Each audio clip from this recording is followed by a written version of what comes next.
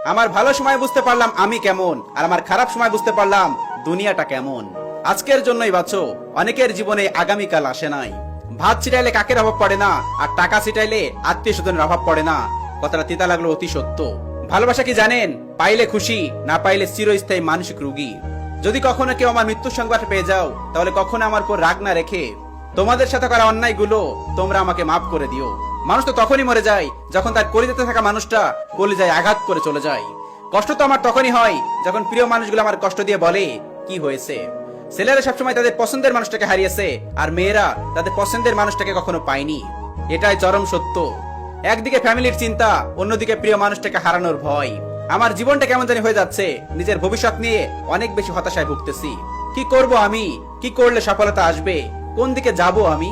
কোন পথটা বেছে নেব আমি? কোন দিশা খুঁজে পাচ্ছি না। হঠাৎ মা একদিন বলে উঠলো, যাকে তুই এত ভালোবাসতিস সে এখন কোথায়? আমি হাসিতে বললাম, মা, খাঁচায় পাখি আটকে রাখা যায়, মানুষ না।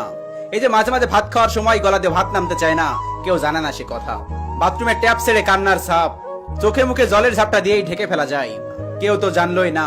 জানে জানে ওই উপরওয়ালা সব জানে। শত শত কষ্ট বুকে লুকিয়ে রেখে সবার সামনে হাসতে অনেক কষ্ট হয়, অনেক কষ্ট হয়।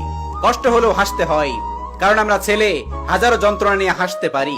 যখনই হাসি খুশি থাকার চেষ্টা করি, তখনই প্রিয় মানুষটার কথা মনে পড়ে যায়, আর তখনই মনটা ভেঙে যায়।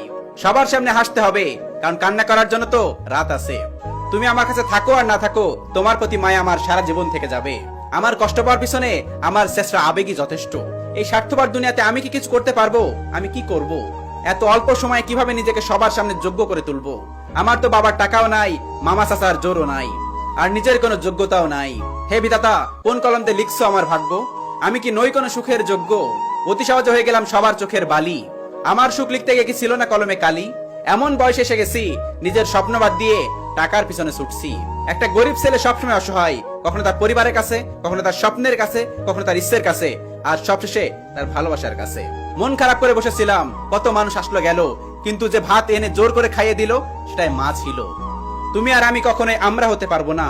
দুজনেই থাকবো অন্য কারোর গল্পে তুমি হয়ে। কেন জানি সবকিছু থাকার পরেও এই পাশটা খুব খালি খালি লাগে। কি জানি নাই, কি জানি হারিয়ে গেছে। এই পাশটা সত্যি অনেক খালি খালি লাগে।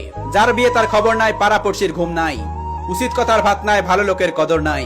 হাতের পাঁচটা আঙুল যেমন সমান না, দুনিয়ার সব মানুষ তেমন এক না। বুঝবে যেদিন, খুঁজবে আমায়, সেদিন তুমি আমাকে আর খুঁজে পাবে না, কারণ আমি হারিয়ে যাব তোমার অবহেলার শহরে। পকেটে টাকা থাকলে চেহারা কোনো ব্যাপার না, তাই টাকা কামাও, কথা হবে নোটে, ঠোঁটে না। ততটাই আমি পাথর হতে চাই, যতটা পাথর হলে রব ছাড়া আর কারোর কাছে নিজের দুর্বলতা প্রকাশ পাবে না।